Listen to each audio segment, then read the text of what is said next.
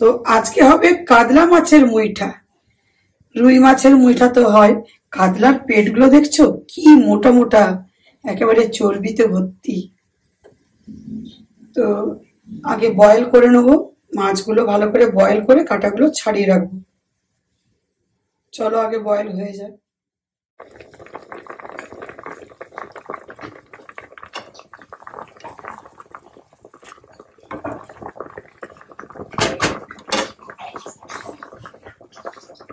তো এই দেখো বয়েল হয়ে গেছে, এবার এটাকে আমি কাটা ছাড়াবো, কিন্তু ঠান্ডা হলে, নইলে তো হাত পুড়ে যাবে। তো পুজো বসা কমপ্লিট। আজকে ওই গপুকে খাওয়ালাম কি জানো, নারকেলের লাড্ডু। কিন্তু নারকেলটা আমি মিক্সিতে একটু পিষে নিয়েছি, পিস পিস করে কেটে তারপর মিক্সিতে পিষে আর গুড় দিয়ে সেটাকে কাঁচা পাকিয়েছি। এত অপূর্ব লাগছে খেতে, আর ওটা গপুর প্রসাদ হয়ে গেছে, আরো ভালো লাগছে। আমি অনেক সিরিয়ালে দেখেছি যে শ্রীকৃষ্ণকে যশোদা ওই লাড্ডু গোপালকে কাঁচা নারকেল আর গুড়ে মেখে খাওয়াতো। তো সেজন্য আগে আমি গপুকে দিলাম। আজকে হচ্ছে সানডে, তো চলো ব্লগটা আমি চালু করলাম। প্রথমেই তো কথা দিয়ে শুরু করেছি, তারপর হাই গাইস, আই এম বন্দনা মুখার্জি। তো ব্লগ চালু করে দিলাম। আর রান্না সকাল থেকে পুরো কমপ্লিট করেছি, কি কি করেছি অবশ্যই দেখতে পাবে। আর একটা রান্না বাকি রেখেছি, যেটা আজকের সানডে স্পেশাল কাতলা মাছের মুইঠা।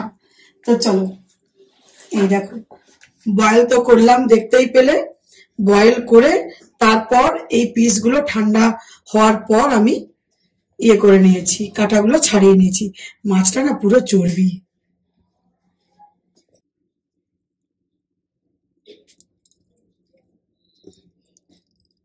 তো গোলমরিচের গুঁড়ো, পেঁয়াজ কুচনো, রসুন, লঙ্কা, আদা কুচনো। তো এখন নুন দিয়ে দিলাম, আর দিয়ে দিচ্ছি কর্নফ্লোর পাউডার।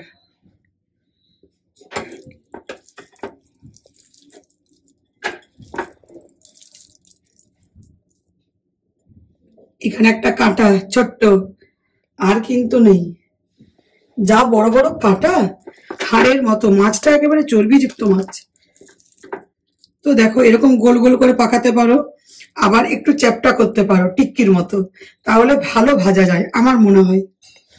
আবার যদি এরকম এটা লম্বা করে যদি ওই ডিমের গোলা, কর্নফ্লোর আর ওই বিস্কিট, ব্রেড ক্রাম্বস করো, তাহলে এরকম ফিশ ফিঙ্গার হয়ে যাবে। বুঝতে পারছো? যেমন শেপ দেবে সেরকম হবে। হ্যাঁ, আর এটাতেই হবে। আবার যদি গোল করে করো ফিশ পকোড়া হয়ে যাবে। ফিশ পকোড়া এরকম গোল করে করে তুমি সস দিয়ে খেতে পারো, চাটনি সস দিয়ে। তো আমি ভাবছি এরকম করে করবো টিক্কির মতো, তাহলে জিনিসগুলো ভালো ভাজা যাবে। আর মুইঠা কি করবে, আমার মনে হয় এগুলো যখন ফ্রাই করবে থাকে কিনা সন্দেহ।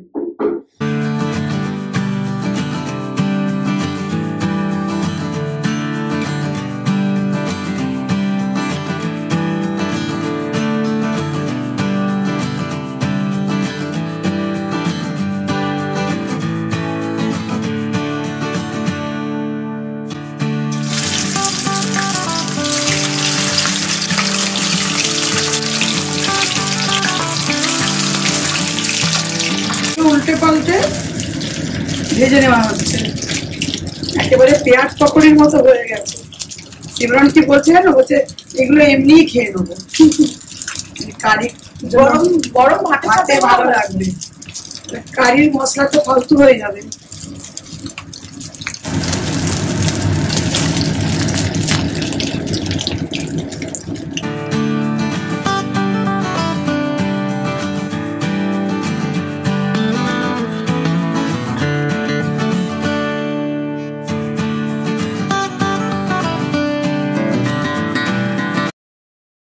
দেখি পকোড়া গুলো দাও। তুমি তো ভালো মায়ের মতো দিয়ে দিলে। আমি অনেক রিলস দেখি, সবাই আসার বলে কই কি করেছো আজকে, হ্যাঁ বলে আমি এই করেছি। তাও তো না, এখন কি খাবি? খাবার এরকম কেউ খায় নাকি? আগে রান্না করি তারপরে খাবি। আমি ভাবলাম আমাকে হয়তো এরকম বকবে নাকি, ভালোভাবে দিয়ে দিল। কই দাও বললাম দিয়ে দিল। দেখো, দেখছো এরকম মা পাবে না। কি বলো? এরকম মা পাবে না।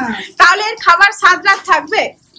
ভালোভাবে দিলে সেটা মনে আর খেতে মন চায় না তখন। এরকম মা যদি পাবে বোকা না গো। দেখবে, যদি বকতো না তাহলে খাবারটা মানে স্বাদটা বেড়ে যেত, খাবো খাবো লাগতো।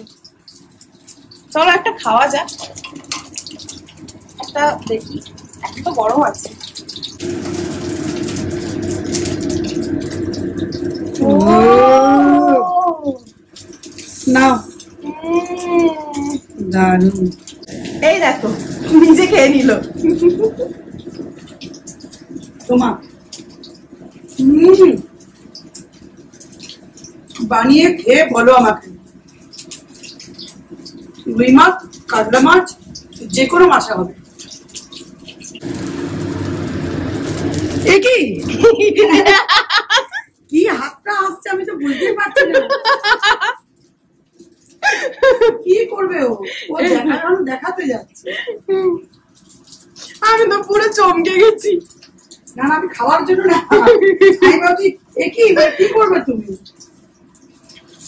মা যখন আগে রেসিপি করতো না, মানে আগে তো আমাদের রেসিপি চ্যানেল ছিল, তো তখন আমার খুব মজা হতো যে রেসিপি করলেই আমি খাবো। এগুলো একটু চাট মশলা, একটু গ্রিন চাটনি দিয়ে যদি খাও, দারুণ পড়ে যাবে। কাতলা মাছ, আমি কি বললাম, রুই মাছ, প্যাঙ্গাস মাছ, ভেটকি মাছ, যে মাছে করো অপূর্ব খেতে লাগছে। আমি খাচ্ছি এখন। সত্যি ভেতর অব্দি ভাজা হয়ে গেছে। আর ওই লেবুর রস দিয়েছি, কোনো ব্যাড স্মেল নেই, এত সুন্দর। তেলের মধ্যে তেজপাতা, শুকনো লঙ্কা, জিরে ফোড়ন সব দিয়ে দিল, পেঁয়াজ, আদা, রসুন, পেঁয়াজ আদা রসুনের তেল একসাথে।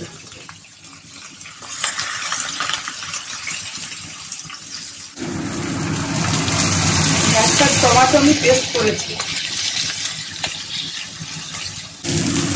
ধনে, জিরে গুঁড়ো, ধনে সব গুঁড়ো, আর হলুদ গুঁড়ো, ঝাল লঙ্কার গুঁড়ো। কালার লঙ্কা দিলে তো আরো বেশি কালার হবে, বাট আমি দিই না। আর একটু গরম মশলা গুঁড়ো। এবারে এটা নাড়বে না, না নেড়ে আগে জল দেবে।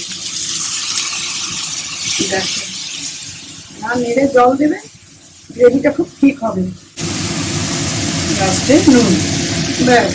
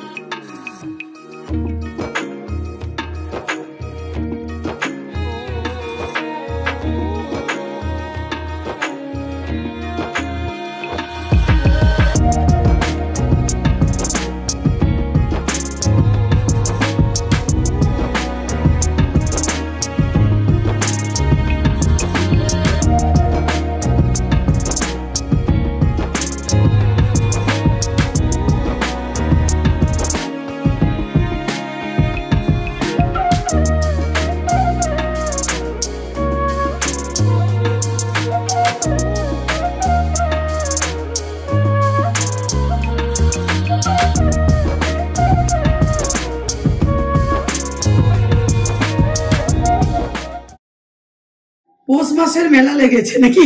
এই দেখো আমাদের পুরো টেবিল ভর্তি হয়ে গেছে। আজ খাবার দেখছো, উফ, গরম ভাত, আলু পোস্ত করেছি, সাদা আলু পোস্ত, আর এটা আছে কুমড়ো ডাঁটা, পুনকো শাক, আর ইয়ে আছে উচ্ছে, রসুন দিয়ে ওটাকে চচ্চড়ি বানিয়েছি, অল্প সর্ষে বাটা দিয়েছি লাস্টে। আর এটা তো মাছের কোপ্তা দেখলে, তার সাথে একটা ডিম সেদ্ধ, ওটা সিমরানের বাবা খাবে। আচ্ছা, আমার একটা করো তো, ঠান্ডা লাগছে। তো অরহরের ডাল আর পেঁয়াজ। উফ, চলো বসো। আর সিমরন দুটো আবার পকোড়া আছে সাথে। হ্যাঁ সানডে লাঞ্চ বলে শাকটা না দারুণ হয়েছে খেতে, জানো? আমি টেস্ট করেছিলাম, রুনের জন্য টেস্ট করেছি, দারুণ হয়েছে। তো এখন হচ্ছে বিকেলবেলা, আর এখন মা বানাচ্ছে গপু আর রাধুর জন্য চুষি পিঠে। তো তোমরা দেখতে থাকো কিভাবে মা চুষি পিঠাটা বানাচ্ছে। চালের গুঁড়ি তো নিয়ে নিয়েছে, গরম জল করতে বসিয়ে দিয়েছে। এরপর ওটা নুন আর গরম জল দিয়ে ভালোভাবে মেখে নিতে হবে চালের গুঁড়িটা। তারপর ওটাকে কিভাবে চুষি পিঠে করছে, কিভাবে পিঠেটা কাটছে, তো তোমরা দেখতে থাকো।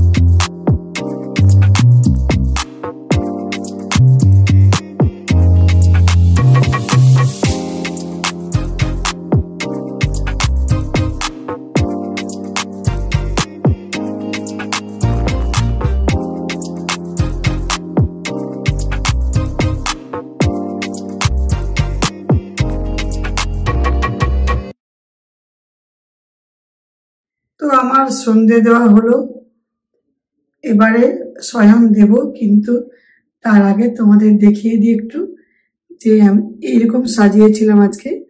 আর এখানে এই যে চুষি পিঠে বাবাকে মাকে দুজনকে খাইয়ে দিয়েছি।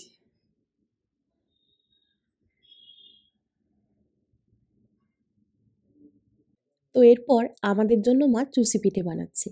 গপু রাধুর প্রসাদটা খেয়ে এত ভালো লেগেছে যে ওটা তো একটু কম পরিমাণে বানিয়েছিল, তারপরে জানতাম না যে এরকম খেতে হবে, তাই একটু বেশি পরিমাণে আমাদের জন্য বানাচ্ছে।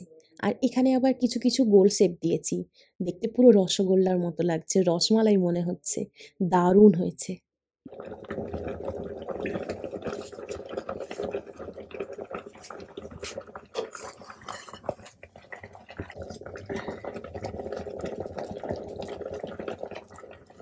চুষি পিঠেটা কিভাবে বানাই এটা তো তোমরা দেখতেই পেলে। গপু রাধুর মা বানালো, তখন তো তোমাদের দেখালো কিভাবে বানিয়েছে। তো দুধে একটু আমুল মিল্ক পাউডার দিয়েছে, তার সাথে গুড় দিয়ে দিল, আর এরপর দেবে এলাচ গুঁড়ো আর ড্রাই ফ্রুটস। তোমরা দিতেও পারো, নাও দিতে পারো, তোমাদের ইচ্ছে, যেরকম তোমরা খেতে পছন্দ করবে। তো দেখো অপূর্ব হয়েছে দেখতে, পুরো রাবড়ি হয়ে গেছে, দারুণ লাগছে। এরপর গরম গরম সার্ভ করবে।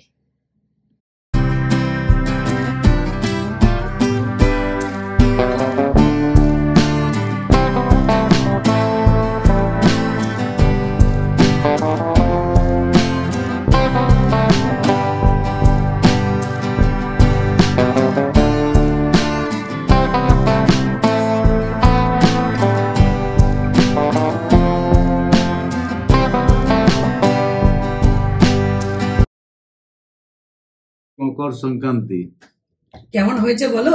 বাহ, এত পিঠে! গোপুরটা এত ভালো লেগেছে যে রাত্রিরে আবার আমাদের জন্য এটাই হলো।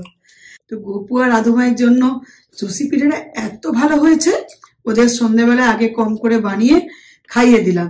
এবার আমরা অনেকটা পরিমাণে আবার বানালাম, আর এই চুষির সাথে একটু গোল গোল সিমরান আবার পাকিয়ে দিল, দারুণ হয়েছে। হেভি হয়েছে খেতে, হেভি। পাটি সাপটাও বানিয়েছি, এই তো রয়েছে। পাটিসাপটা বানিয়েছি, আর ওই গড়া পিঠে এবার বানাইনি। তো পাটিসাপটা চাচির বানিয়েছি, নারকোলেরও বানিয়েছি, বাহ, আবার চালের ওই সরু চাকলিটাও বানিয়েছি। খুব সুন্দর হয়েছে। আর ওই যেগুলো পাকিয়ে বানায় ভেতরে স্টাফিং মানে পুর দিয়ে গড়গড়ে পিঠে, এবারে ওগুলো আমাদের চলবে না, মানে ওই সেদ্ধ করা ব্যাপারটা। কেননা আমাদের তোমরা তো বলছিলে না যে মাঝখানে অনেক দিন ভিডিও দাওনি, তো তখন তোমাদের সাথে বলা হয়নি। আমাদের মানে অনেক দূর সম্পর্কে আর কি, খুঁড়তো ইয়ে, তুমি ভালো বলতে পারবে। আমার মানে কাকা হয় আর কি। খুঁড়তো যেটা কিছু হবে। তো ওই কাকা মারা যাওয়ার জন্য আমরা এতদিন ভিডিও দিইনি, আজ তোমাদের সাথে শেয়ার করছি। আর পিঠে আমাদের এবারে চলবে না, তাই এই পিঠেগুলো চলবে, এই সরু চাগলি, পাটিসাপটা, তারপরে ওই চুষি পিঠে, কিন্তু ওই ভেতরে পুর দিয়ে ওটা বানানো চলবে না এই বছরটা। তিলের পিঠে চলবে না? হ্যাঁ, তিল আমরা এই বছর খাইনি, আর তিল এমনিতে আমরা করিও না। তো চলো আজকের ব্লগটা এখানে এন্ড করছি। Good night, sweet dream.